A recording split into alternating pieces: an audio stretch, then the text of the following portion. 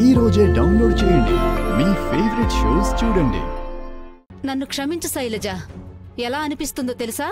మీ అన్నయ్య తద్దినం భోజనం గురించి తప్ప మిగిలిన అన్ని విషయాలు మాట్లాడే టైం ఉంది నీ దగ్గర. పదండి, ఇంక వెళ్దాం ఇక్కడి నుంచి. అయ్యో ఆగండి, దయచేసి ఆగండి. ఆగండమ్మా, నేను చెప్పేది వినండి ప్లీజ్. నేను చెప్పేది వినండి. మీరు ఇలా వెళ్ళిపోకండి. దయచేసి నా మాట వినండి. మీరు ఇలా వెళ్ళిపోతే మాకు చాలా బాధగా ఉంటుంది. అమ్మా, చెప్పేది వినండి. అయ్యో ఆగండి. ఏమైంది అత్తయ్య? అంతా ఓకేనా? ఈ ఇంట్లో ఎప్పుడైనా అంతే ఓకే ఉంటుందా రాఘవరావు? ఇప్పుడు ఉండడానికి? అత్తయ్య గారు, మీరెప్పుడు నాకు చివాట్లు పెడతారు, రేఖని పొగడతలతో ముంచేస్తూనే వచ్చారు. కానీ ఈ రోజు మీ ఐస్తో చూశారు కదా రేఖ ఏం చేసిందో. ఇప్పుడు మీరే చెప్పండి, రేఖని క్షమిస్తారా? ఎప్పుడు చూసినా ఏదో న్యాయ దేవత అన్నట్లు తిరుగుతుంటుంది. కానీ ఇదే తన క్రిమినల్ అండ్ మర్డర్ ఫ్యామిలీ అసలు నిజం. నా వరల్డ్ బెస్ట్ బ్రదర్ ని జైలుకి పంపించేసింది రేఖ.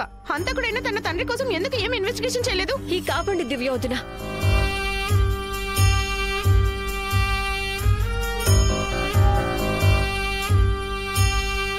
మీకు అసలు నిజం ఏమిటో తెలీదు, ఏం జరిగిందనేది. అయితే చెప్పమ్మా, అసలు నిజమేంటి?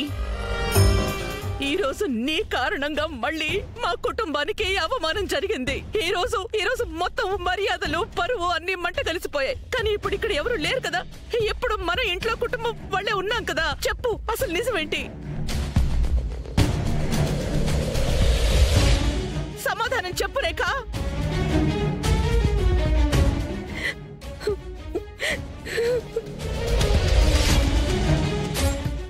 ఒక విషయం చెప్పు రాఘవ, రేఖ నీకు ఈ రోజు వరకు వాళ్ళ నాన్న గురించి నిజం ఎప్పుడైనా చెప్పిందా? ఏం నిజం అత్తయ్య? అదే, రేఖ ధ్రువాల నాన్నగారు ఒక నేరస్తుడని.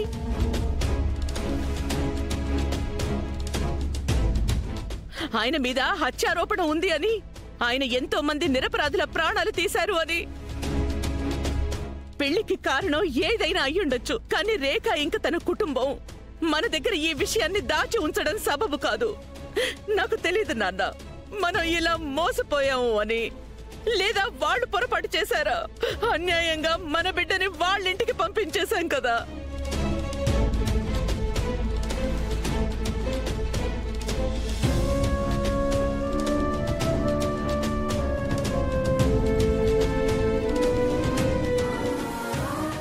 అరే శైలజ, చెప్పి ఉండాల్సిందిగా, ఒక నేరస్తుడి కూతుర్ని మెడలో వేసుకుని తిరుగుతున్నావు అని.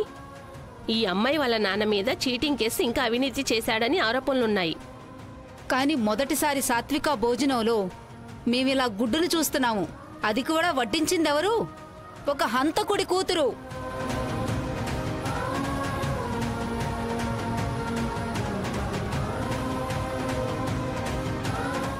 రేఖ, నీకు వినిపించట్లేదా? నేను నిన్న అప్పటి నుంచి పిలుస్తూనే ఉన్నాను. పిలుస్తున్నారా లేక అందరిలానే నిజమేంటని అడుగుతున్నారా మీరు? ఆయన అడగటం ఎందుకు?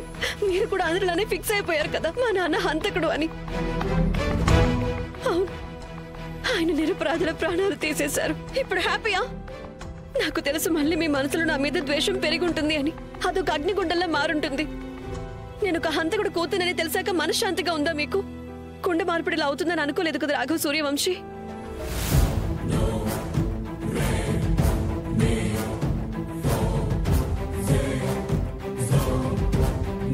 పెద్ద నష్టం జరిగింది మీకు. ఇప్పుడు ఈ నష్టాన్ని మీరు ఎలా భర్తీ చేసుకుంటారో దారులు వెతుక్కోండి. రేఖ,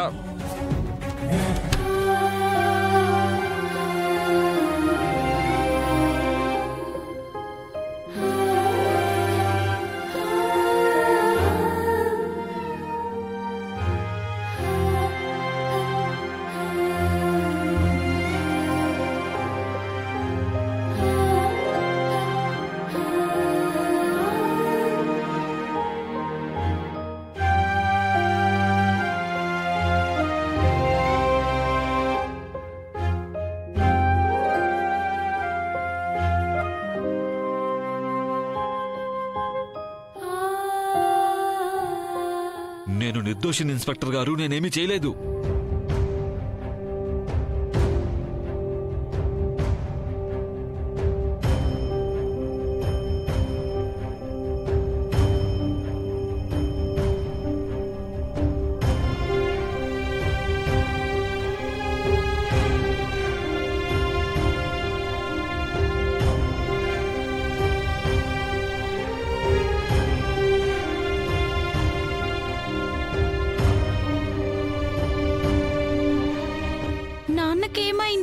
నాన్న ఎందుకేం మాట్లాడట్లేదు?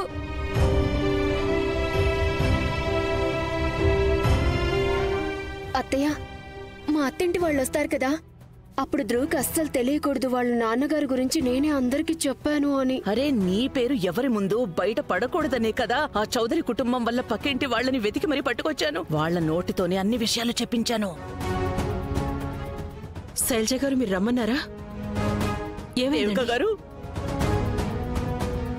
మీరు మీ కుటుంబం కలిసి మమ్మల్ని చాలా నిరాశపరిచారు.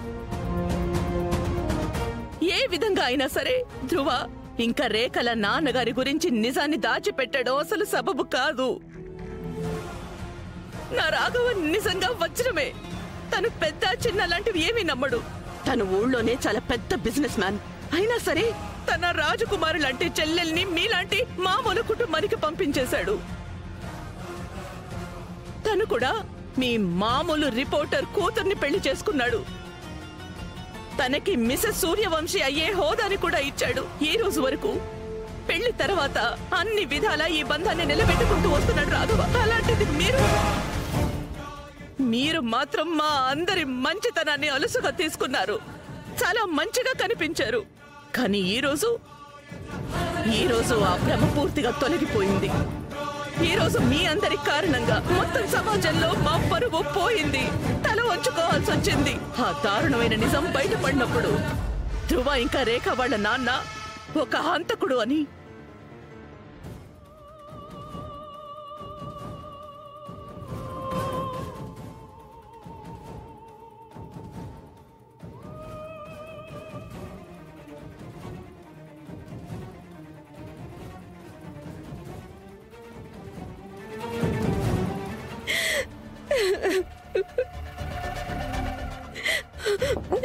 రేఖా, రేఖా ప్లీజ్ తలుపు తెరు. పూర్ణిమ వదిన, ప్లీజ్ నన్ను ఒంటరిగా వదిలేయండి. మీ ఇంట్లో వాళ్ళు వచ్చారు. అత్తయ్య గారు ఆంటీతో చాలా కోపంగా మాట్లాడుతున్నారు. ప్లీజ్ తలుపు తెరు.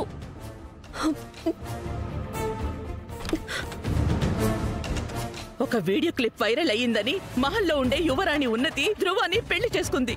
ఎందుకో తెలుసా? ఎందుకంటే మా పిల్లలకి నిజాయితీ, గౌరవం, సంస్కారం అనేవి చాలా ముఖ్యమైనవి. కానీ మీరేమనుకున్నారు? మీ భర్త ఒక హంతకుడు అనే విషయాన్ని చాలా తేలిగ్గా తీసుకుంటా అనుకున్నారు కదా? లేదు శైలజ గారు, ఆయన ఎప్పుడు ఎవరి ప్రాణం తీయడం కాదు కదా, ఎప్పుడు ఎవరికి చిన్న గాయం కూడా చేయలేదు. నాకు అవన్నీ అనవసరం అండి. మీరు ఏమైనా అనుకోవచ్చు, కానీ నాకు కోపం దేనికంటే మీరు మా రాఘవ పెద్ద మనసుని అలుసుగా తీసుకుని తన మంచితనాన్ని వాడుకున్నారు.